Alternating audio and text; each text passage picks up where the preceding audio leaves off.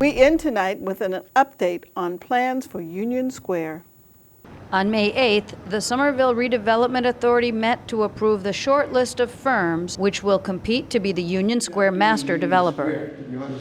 Wigza Moore, chair of the Citizens Advisory Committee, explained the recommendations and said that much more research needs to be done. But I think that the CAC really does believe that the next stage to narrow from 4 or wherever you end up tonight, that there needs to be additional investigation, additional understanding of working style and product. Some members wanted to vote for only the top 3 recommendations and not US 2. The 3 are okay. The 4th one is a question mark. It was the feeling of the OSPCD staff, having gone through all the teams, that there was a very deep pool of ability and talent there. In the end, board members were convinced to accept all 4. Assembly Square developer Fritt and its partner National Development, the Abbey Group, Girding Edlin, and a Chicago-based partnership known as US 2. There's no further discussion. All those in favor? Aye. We're unanimous.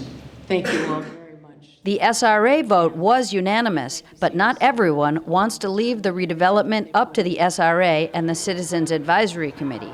On May 10th, a dozen organizations launched the Union United Coalition, coordinated by the Somerville Community Corporation.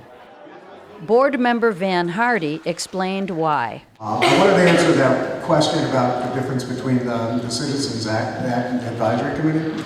The problem there is that that's top-down appointment. Okay, what we're doing is grassroots up appointment. So it's a big fundamental difference.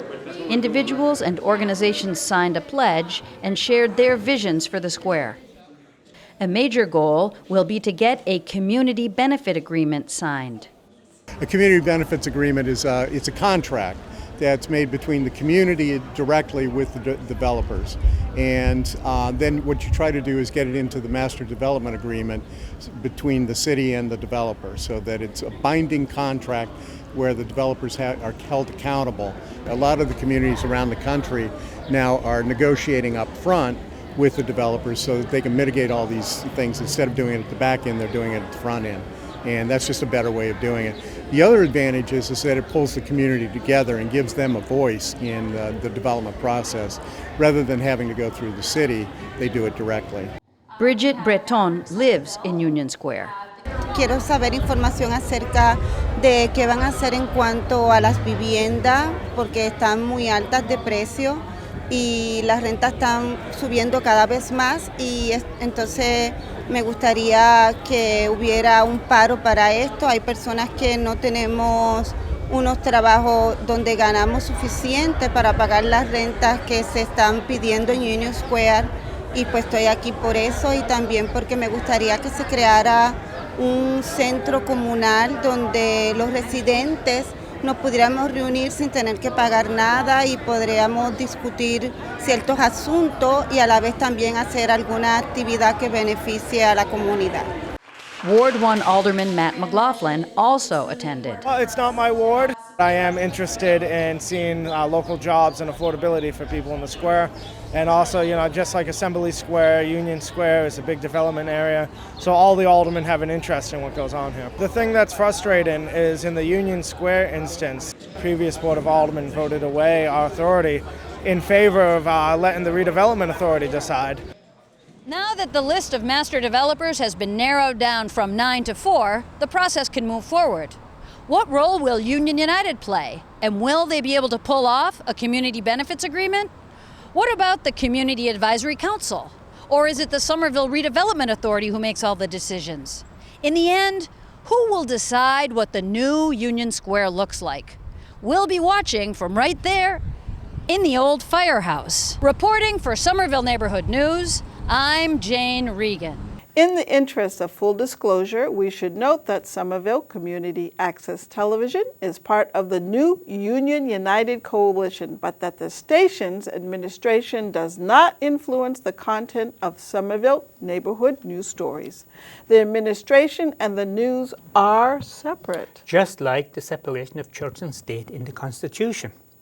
If you want to learn more about the 4 finalist firms, check out the interviews Kaya and Anderson of Greater Somerville did. They are on the blog greatersomerville.wordpress.com. We wanted to know more about this whole process, so we invited Wig Zamore, chair of Citizens Advisory Committee, into our studio. Wig Zamore, thank you very much for coming down to the studio today. And thank you for wearing matching clothing. You're welcome. And I see you forgot the red shoes. Yeah, but I got the polka dots. Okay. The reason I wanted you to come down here is you are the chair of the Citizens Advisory Committee, which is apparently actually called the Civic Advisory Committee. What is its responsibility going forward? And also, how much actual power does the committee have vis-a-vis City Hall? Okay. So I think our 2 prescribed roles were to get a short list from the original list of 9 master developer candidates, and also later and in a much longer process to host a community charrette with the chosen master developer and the full Somerville community. So maybe we should explain what a charrette is. Oh, sure. It's actually a term used mostly by designers who throw a lot of ideas together constructively to come up with a plan, a physical plan for an area. And so is the idea that folks will be able to participate and actually influence the planning? Yes, absolutely. I think the intent is that there will be a lot of interaction between the master developer team and the CAC and the Somerville community. Well, that actually brings me to the other big question I had. There's a new coalition that's kind of coming to life, a little bit shepherded by the Somerville Community Corporation, called Union United. Some of the folks at that meeting say that they think the CAC is a little bit top-down. People were chosen by the mayor, and they want more grassroots involvement, and they want something called a community benefits agreement. What do you think about all this? Well, I think that it's really good to have everybody who wants a say in Union Square's evolution at the table. And I think Somerville Community Corporation is a great group, done a lot of affordable housing. They're starting to work on jobs, and especially jobs equity for people with maybe mid-level jobs or entry-level jobs, which is an important thing in the community. They are a fully staffed organization, so I wouldn't consider SCC a grassroots organization. Good point. There are a lot of grassroots organizations in town. There's Union Square Neighbors, which is grassroots. Mystic View Task Force is grassroots. STEP is grassroots. But I think that SCC serves a useful function in trying to help people who might otherwise not be involved and otherwise might not have a voice in what's going on. And so I think they take that mission very seriously, and I think it's great that they're going to be one of the groups at the table. Maybe we could end by you saying briefly, what is most exciting for you going forward, and also what do you think is the most important thing that everyone pay attention to? With regard to importance, I think there are 4 or 5 things that are critically important in the redevelopment and evolution of Union Square.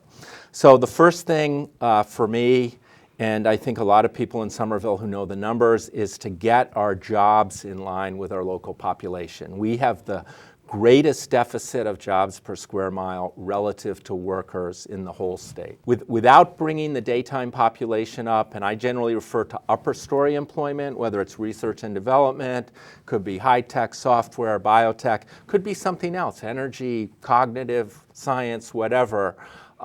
Without having that upper story employment going forward, our small businesses suffer and they're on edge all the time. I think Union Square probably has had among the highest bankruptcy rate or insolvency rate for restaurants the last 30 years of any place in eastern Massachusetts. And that's because we don't have daytime population here.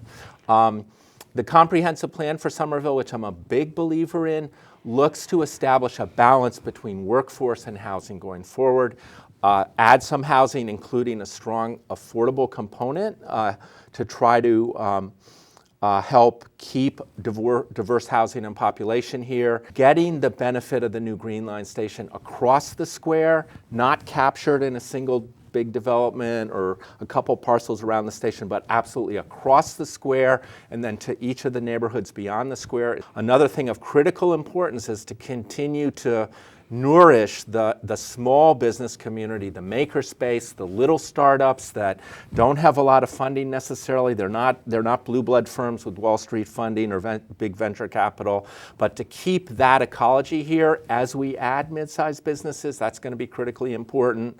And then I think just the fabric, you know, what does the storefronts look like? What do the sidewalks look like? Where is the public open space? And making sure that the open space added is not just landscaping for a private development, but it's really public open space for everybody here. We're also here in Union Square, so we hope that the CAC and all the other organizations take advantage of SCAT TV, use our studios, come in and have programs that the whole community can see. Thanks a lot. Thank you.